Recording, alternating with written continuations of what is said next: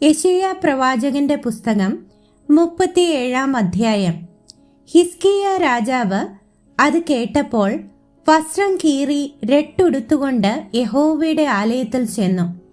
പിന്നെ അവൻ രാജധാനി വിചാരകൻ എല്യാക്കീമിനെയും രായിസക്കാരൻ ഷെപ്നയെയും പുരോഹിതന്മാരിൽ മൂപ്പന്മാരെയും രട്ടുടുത്തവരായി ആമോസിന്റെ മകനായ യെശയ്യാ പ്രവാചകന്റെ അടുക്കൽ അയച്ചു.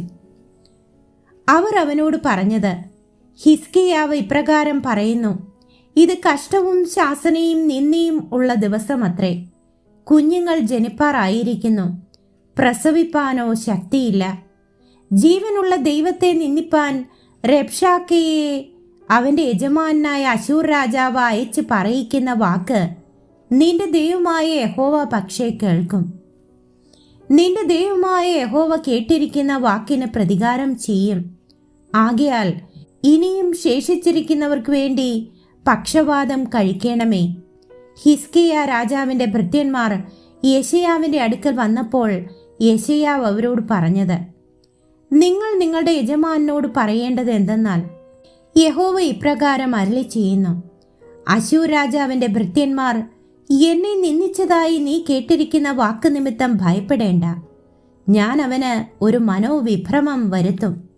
അവൻ ഒരു ശ്രുതി കേട്ടിട്ട് സ്വദേശത്തേക്ക് മടങ്ങിപ്പോകും.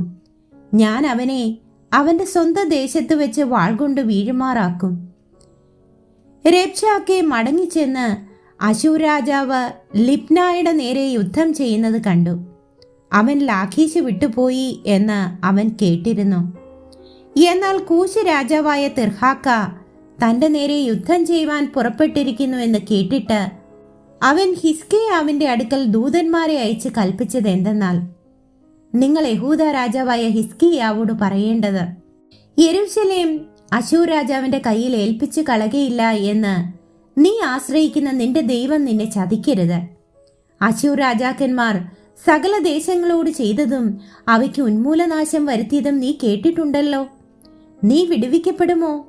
ഗോസാൻ, ഹാരാൻ, രേസഭ, തെലസാരിലെ ഏദേന്യർ എന്നിങ്ങനെ എന്റെ പിതാക്കന്മാർ നശിപ്പിച്ചു കളഞ്ഞ ജാതികളുടെ ദേവന്മാർ അവരെ വിടുവിച്ചിട്ടുണ്ടോ?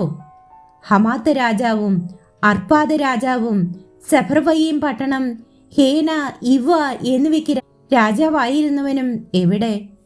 ഹിസ്കിയാവ് ദൂതന്മാരുടെ കയ്യിൽ നിന്ന് എഴുത്തു വാങ്ങി വായിച്ചു. ഹിസ്കിയാവ് യഹോവയുടെ ആലയത്തിൽ ചെന്ന് യഹോവയുടെ സന്നിധിയിൽ അത് വിടർത്തി.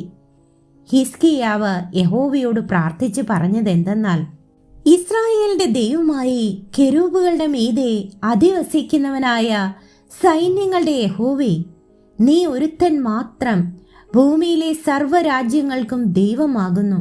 നീ ആകാശത്തെയും ഭൂമിയെയും ഉണ്ടാക്കി.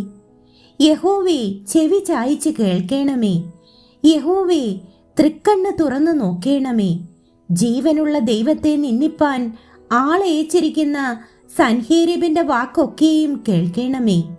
യഹോവേ, അശൂർ രാജാക്കന്മാർ സർവ്വജാതികളെയും അവരുടെ ദേശത്തെയും ശൂന്യമാക്കി.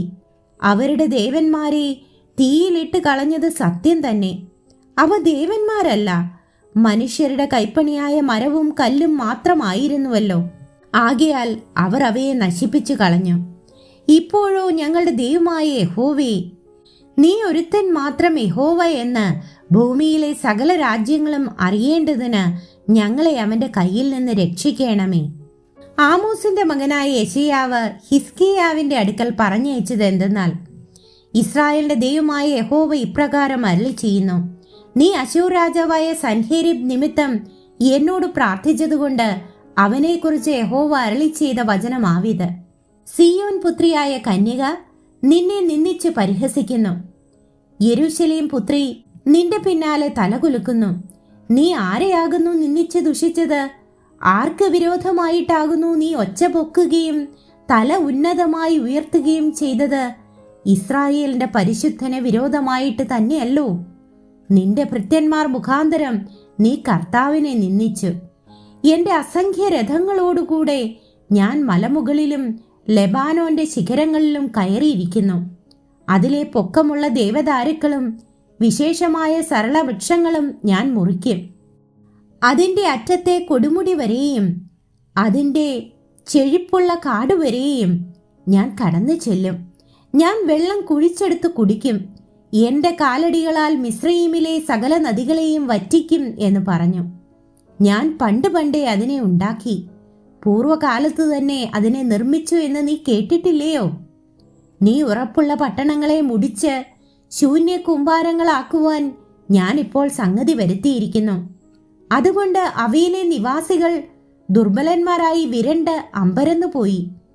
അവർ വയലിലെ പുല്ലും പച്ചച്ചെടിയും പുരപ്പുറങ്ങളിലെ പുല്ലും വളരും മുൻപേ കരിഞ്ഞുപോയ ധാന്യവും പോലെ ആയിത്തീർന്നു. എന്നാൽ നിന്റെ ഇരിപ്പും നിന്റെ ഗമനവും ആഗമനവും എൻ്റെ നേരെയുള്ള നിന്റെ കോപഭ്രാന്തും ഞാൻ അറിയുന്നു. എൻ്റെ നേരെയുള്ള നിന്റെ കോപഭ്രാന്ത് കൊണ്ടും നിന്റെ അഹങ്കാരം എൻ്റെ ചെവിയിൽ എത്തിയിരിക്കൊണ്ടും ഞാൻ എൻ്റെ കൊളുത്ത് നിന്റെ മൂക്കിലും എൻ്റെ കടിഞ്ഞാൺ നിന്റെ അധരങ്ങളിലും ഇട്ട് നീ വന്ന വഴിക്ക് തന്നെ നിന്നെ മടക്കി കൊണ്ടുപോകും. എന്നാൽ ഇത് നിനക്ക് അടയാളമാകും. നിങ്ങൾ ഈ ആണ്ടിൽ പടുവിത്ത് വിളയുന്നതും 2-ാം ആണ്ടിൽ താനെ കിളിർത്ത് വിളയുന്നതും തിന്നും. 3-ാം ആണ്ടിൽ നിങ്ങൾ വിതച്ചു കൊയ്യുകയും മുന്തിരിത്തോട്ടങ്ങൾ ഉണ്ടാക്കി അവയുടെ പഴം തിന്നുകയും ചെയ്യും. യഹൂദാ ഗൃഹത്തിൽ രക്ഷപ്പെട്ട ഒരു ശേഷിപ്പ് വീണ്ടും താഴെ വേരൂന്നി മീതെ ഫലം കായ്ക്കും. ഒരു ശേഷിപ്പ് യെരൂശലേമിൽ നിന്നും, ഒരു രക്ഷിതഗണം സിയോൻ പർവ്വതത്തിൽ നിന്നും പുറപ്പെട്ടു വരും. സൈന്യങ്ങളുടെ യഹോവയുടെ തീഷ്ണത അതിനെ അനുഷ്ഠിക്കും. ആകയാൽ യഹോവ അശൂർ രാജാവിനെ കുറിച്ച് ഇപ്രകാരം അരുളി ചെയ്യുന്നു: അവൻ ഈ നഗരത്തിലേക്ക് വരികയില്ല, ഒരമ്പ അവിടെ എയ്യുകയുമില്ല, അതിൻ്റെ നേരെ പരിചയോടുകൂടെ വരികയില്ല, അതിനെതിരെ വാട കോരുകയുമില്ല. അവൻ വന്ന വഴിക്ക് തന്നെ മടങ്ങിപ്പോകും, ഈ നഗരത്തിലേക്ക് വരികയുമില്ല. എൻ്റെ നിമിത്തവും എൻ്റെ ദാസനായ ദാവീദിൻ്റെ നിമിത്തവും ഞാൻ ഈ നഗരത്തെ പാലിച്ച് രക്ഷിക്കും എന്ന് യഹോവയുടെ അരുളപ്പാട്. എന്നാൽ യഹോവയുടെ ദൂതൻ പുറപ്പെട്ട് അശൂർ പാളയത്തിൽ 185,000 പേരെ കൊന്നു. ജനം രാവിലെ എഴുന്നേറ്റപ്പോൾ അവർ എല്ലാവരും ശവങ്ങളായി കിടക്കുന്നത് കണ്ടു. അങ്ങനെ അശൂർ രാജാവായ സൻഹേരിബ് യാത്ര പുറപ്പെട്ട് മടങ്ങിപ്പോയി നിനവയിൽ പാർത്തു. എന്നാൽ അവൻ തൻ്റെ ദേവനായ നിസ്രോക്കിന്റെ ക്ഷേത്രത്തിൽ നമസ്കരിക്കുന്ന സമയത്ത് അവന്റെ പുത്രന്മാരായ അദ്രമേലക്കും ശരേസരും അവനെ വാൾ കൊണ്ട് കൊന്നിട്ട് അരാരത്ത് ദേശത്തേക്ക് ഓടിപ്പൊയ്ക്കളഞ്ഞു. അവന്റെ മകനായ യേസർ ഹദ്ദോൻ അവന് പകരം രാജാവായി തീർന്നു.